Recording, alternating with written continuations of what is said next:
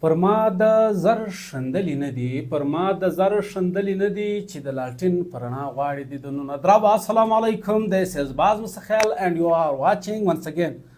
ما د خلکو ستونزې د خلکو له زبانه په خوند واورېدې، بس دا ذهن مې قبول کړي، هغه خبره بل ته کنوې کړم نو دا ستاسو ته نظر رارسي. په مسخیل کې دا نه مړ نزله قبلو بس اوس کې ګیله لولې کې څه لولې مسخیل ما ته هغه ریسپیکټ نه دی راکړی کوم چیز ما زړه غواړي زه زور سره سنسر یم. ما اوس هم د پریس کلب کاروان کړی دی.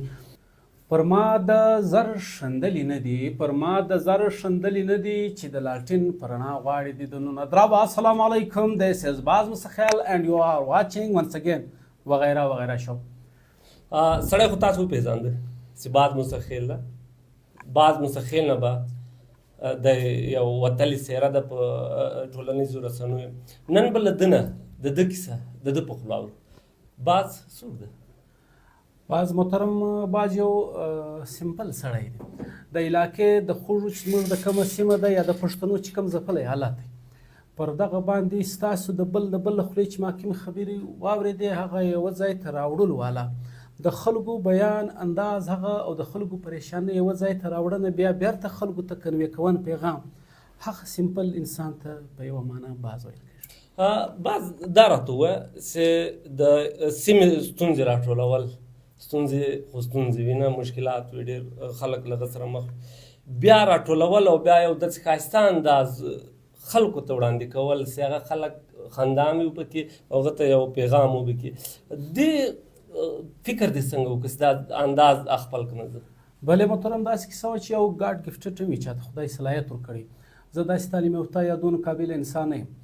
ما مولانا بجلیګر صاحب هم اورېدی چې هغه به زموږ دیني مسلې په داسې ښایسته انداز کولې چې زموږ په ذهنو کې به ثبت شي یا به تر زړه غصه یې ووتل.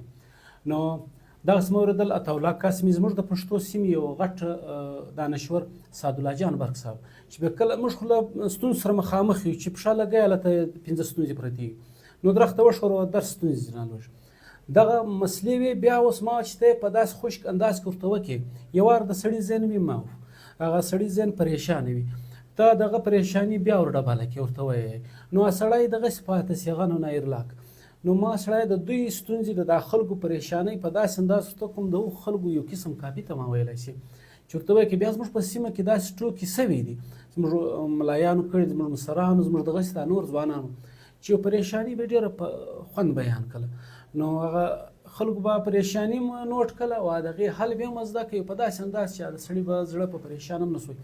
نو که ته ویلی سي ما د خلکو ستونزې د خلکو له زبانه په خوند واورېدې بس دا ذهن مې قبول کړي هغه خبره بل ته کنوې کړم نو دا ستاسو ته نظر رارسېده. با صاحب کله چې ته دې لور ته رالې خلکو کتل ته وایې ما خلک ګوري زیات اوري مې کم زما په ان باندې خلک دی اوري مې زیات ګوري دي مې زیات ډېر پښتانه مینهوال لرې ته لومړی چې کله ته رالې دا انداز دې خپل کړ اول وارې د خلکو ریسپانس څه د تا دغه انداز په هکله باندې؟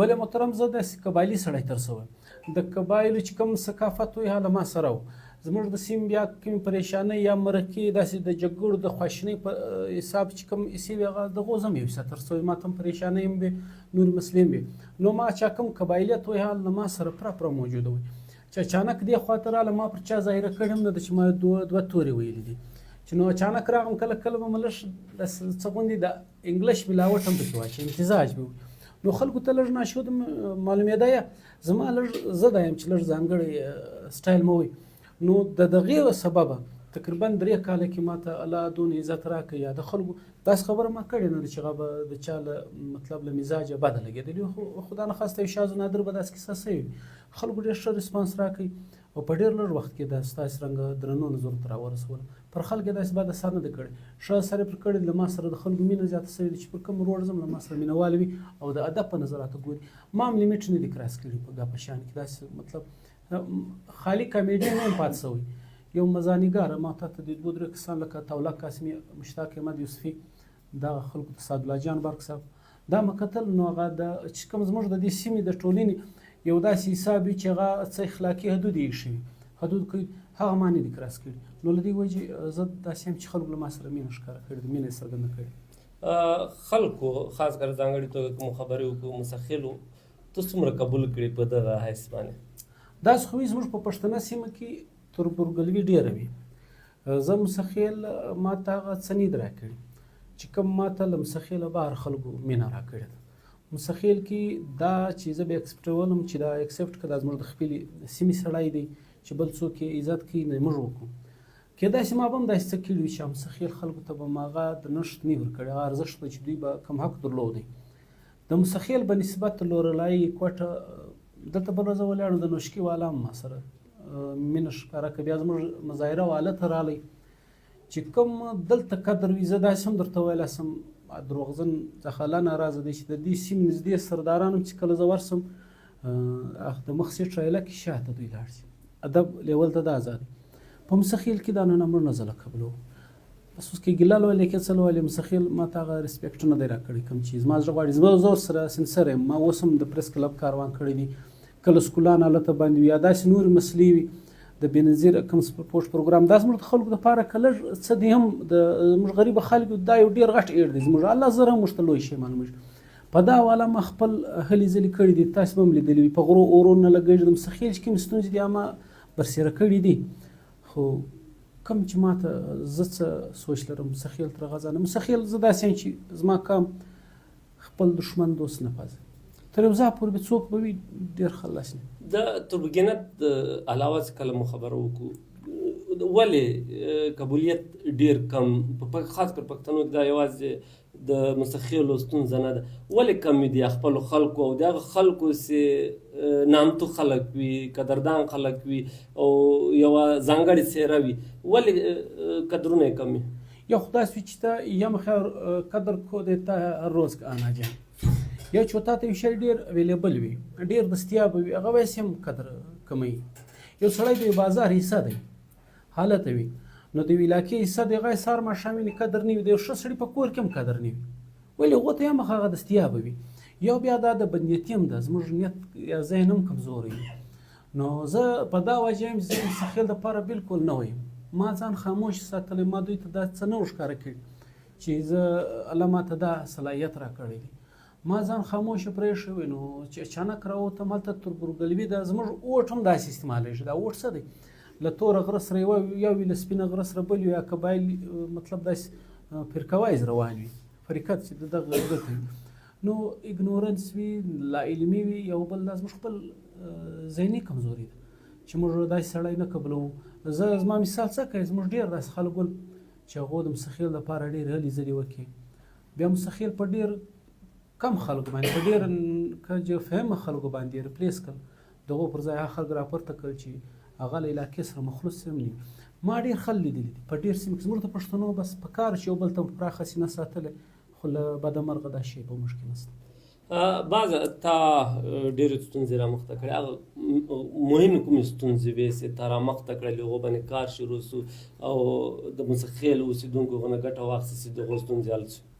مسخیل د ګټه خښتې ولادي مسخیل سره هغه څه شته نه نور به تکړه وي قبایلیت به پکښې وي مېلمستیا به پکې وي داسې به نه وي چې دوی به کوم شعور چې موږ نور دنیا سره هم رکابه کوي له نور دنیا سره موږ اوږه په اوږه دروي هغه شعور ډېر کم دی. خاص کار ازما چې کوم ځیلي شاخ دی په هغه کې که 100 کسان دغه فیسبوک اکاونټ لرئ ډېر شاته دي دا څوک ما ویني هغه چې هلته دي هغه خبر دي په دا هغو زما له کار هم نه دی اخیستی.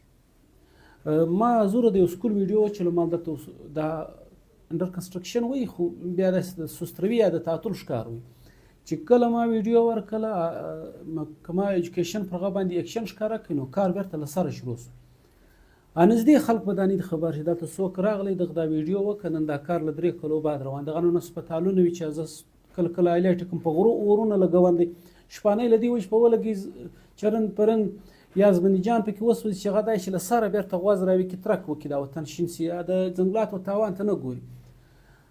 نو زه اوس هم د ډېرو داسې ټولنو سره چې کله کښېنم زه یې وینم چې د دوی سره هغه زما دپاره هغه څه نه وي د یو انسان په توګه دوی راته ګوري دا تربور دی بس ټیک دی چې کوم امتیازي سلوک له یو چا سره په ښه اړخ کوي هغه نه راسره کوي زه دوی ګرموم نه دوی رسېدلي دغه ځای ته نه دي زما یا د سوشل میډیا په پاور خبر نه دي او دغه د قبایلیت موږ خوړلي هلته یو بل نسو برداشتولی د هضم کېدو په موږ کې ماده نسته که یو وار ماته زما کام زما نږدې قبیل سات راکولی نو نن به دوی تر دغه ښه ول، ولې زما اواز به بیا بدرګه وي، تر هغه به 1 په 2 ها 2 به په 3 خو زه دا وینم دوی په خپله یو بل ته هغه د خیر سړی نه پېژني، د مردم شناسه نه دي. باز صاحب بل اړخ ته راځو، تاسې د پښتو په کلتور په خاصه توګه په ځانګړې توګه په اتڼ ډېر کار کړی دی، په دې هکله راته ووایه چې دا څه دا ماته دا ورثه راپاته سوې، داسې نه چې دا زما د خپل ذهن اختراع ده چې بس دا څه کول پکار. بېشکه ما به څه جدت یا داسې ټیپس کې راوړي چې هغه به لږ تر هغه ځانګړي وي یا بیا جلا ډول وي. زموږ سیمه غرنۍ سیمه چې هر ځای وي، بیا که پاکستان که نور ملکونه وي، هر چا خپل یو رقص یو اتڼ وي. نو زموږ خلک څه د روزګار هم داسې کمیابي وي چې کمیابه وي نه وي، نشتوالی وي، د هغې وجې هم بیا خلک خلاص وي. دا بډۍ وي بډۍ وي، موږ چې بیې ته بنټې ورته دا دي چکې به وي، د لرګیو هغه بډۍ به مزي میږې لستې دغه نه غېږې وي، یو غونجۍ وي، داسې ثقافتي زموږ دودونه شته. خو پر اتڼ داسې وي چې په هغه کې ډېر خلک خوند پر واخلي، یو صورت ته بېرته یو ستا جسم ته یو ارتعاش ورکوي، یو ښکلا ورکوي، یو ژوندیوالی ورکوي. موږ ته خپل ما یا ته زموږ نیکو هم دغه کار کوی، بیا پلرو ته دغه مطلب وایرس یې منتقل ولې که دغه ځانګړی رواج را منتقل سو دې خواته. نو اوس پر ځوانانو ما کار وکړي، مخکې هم زموږ ځوانانو کوی، خو داسې وي چې ویډیو یې جوړه کړي، بیا ډېر خلک ویني، دا ویډیو له وجې هم خلک په دا کې ښه حصه اخلي. نو زموږ رقص مطلب وجه دا زه جوړ سوم چې ستاسې تر نظر رسول ما کار وکړي. نو خلک یې په خپله هم کوي، ډېر خوندور حساب یې په هر اتڼ کې. خو دا وي چې ځای څوک مړ سي، بیا زموږ رواجونه بیا یې 10 میاشتې نه کوي، یا پراکور پراکام باندې پر ټول باندې به دا رواج لاګو کړی وي چې فلانی چې مړ سو بس به د دغه دا سوګ مناول کېږي تر ډېره پورې. نو اوس آبادي هم ډېره سوه، خلک هم سهار ماښام مري، نو د خوشحالۍ هم سر اوس پکې لاړی، بېشتره په غم کې اوس. خو کله کله نیم داسې تکړه کامونه هم شته چې مړی ښخ کړي، خپله کورنۍ غمجنه هم سوي، دا نور رقص کوي، د ژوند حصه د مرګ ژوند، دا د زموږ د ژوند حصه د خامخا به وي. خو بیرته هم کار پر روان دی. زه په دا هکله مطلب سیټسفاید یم چې زموږ دود دستور بیرته ژوندی کېږي، ژوند خواته روان. بالکل با صاحب ستونزې دې هم ګاللې دي، خلکو به خبرې هم در باندې تا پسې کړي، خو بیا دې همت نه ده بایللی. راتلونکي کې څه لرې چې د خپل د سیمې لپاره یې وکړې، امیدونه دې څه دي او پلانونه دې څه دي، که په دې هکله باندې راته ووایه. محترم که ته وګورې زموږ د ملک یا د یو ریاست څلورم پیلر چې دی هغه میډیا ده، بیا سوشل الکترونیک پرنټ هره میډیا چې وي، پر دا لاره ما خواري کښلې ده. موږ سره ډېر ځوانان هلکان شته چې هغه تر قبایلت بالاتر کار کوي، تر دغه شي بالاتر دي چې د دغه سړي ماضي څنګه تر سوی دی، او دغه خلص یې یا تربرونه یې څنګه یادوي، هغه دا سړي کار ته ګوري.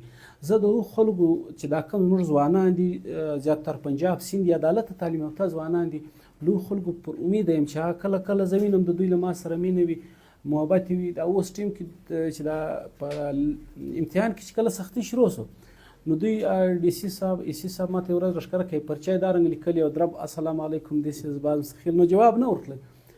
مینه تر دا ځایه زه یې وینم چې د سوشل میډیا له لارې یا د میډیا له لارې، بیا ایون الکترونیک یا پرنټ میډیا له لارې، زه دا وینم چې په موږ کې به تبدیلي راځي، زموږ به ټاکنه بهتره وي، او داسې سړی وي چې هم به تعلیم یافته وي، وار به په ستونزو خبر وي، وار به له علاقې سره مخلص وي. بهتري امید موږ ته الله میایي چې مایوسي نه رسوي. بهتري امید زه دا یو څه کولی شم سوشل میډیا له لارې له تا او له بله داسې څه زده کوونه چې زموږ معاشره بیرته اپروو کړي، موږ معاشي حالات هم بهتره کړي او په ژوند کې ښکلا راولي. له دا لحاظه زه پر امید یم چې انشاءالله موږ ته به خپل د میډیا له لارې زه کار کولی شم، وا روان هم دی. ډېره مننه با صاحب، ته موږ میلمه مې وې او قربان تو جوړ شوې، پروګرام پیل تا وکړ، اوس اختتام هم په تا باندې دی. عزیزان من، دا زموږ عبدالکریم صاحب چې پښتو جرنل د ویب سایټ دی، د پښتو دپاره کار کوي، د پښتو لیکنه خپرونه چې کوم په دا اوسني دور کې د پښتو دپاره هلې ځلې شروع شوې، پر ډېره غټه توسي حساب باندې دا شروع شو، دا دی راټولوي، زموږ اواز جوړېږي. دا پروګرام د دغه دا ویب سایټ سره فالو کوي، دا زموږ او د زموږ د سیمې چې کوم ادیب دي، دانشوران دي، د دغو حوصله افزایي وکړي تر بله پروګرام پورې، و بعد مستخیر ته اجازت ورکړئ. چشم روشن، دل مشاد. ډېره مننه بس کور ودان. دورانه